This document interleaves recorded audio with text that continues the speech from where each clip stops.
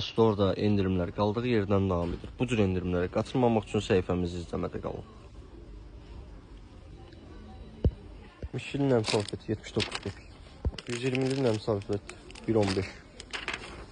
100'lü nəm salfet 1.09. Sun salfet 84 qəpik. 66 qəpik. Kupa salfet 49 qəpik.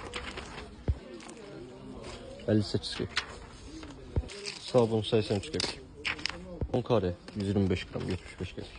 90 gramlıq sabunlar isə 30 qəpik. Olive 90 qəpik. Sabun Nova 67 qəpik. 10 gramlıq arkolar 83 qəpiyə endirmə düşüb. 50 gramlıq sabunlar isə 84 qəpiyə. Un toyuyucu tuz 1 kilogramlığı 1 manat 63 qəpiyə. 9 kiloluq bingo 19 manat 63 qəpiyə. Qab mayesi 1 litr 1 manat 59 qəpiyə.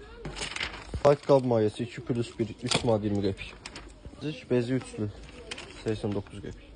Sapıçqa 1.83 7 manat 50 qəpiyə.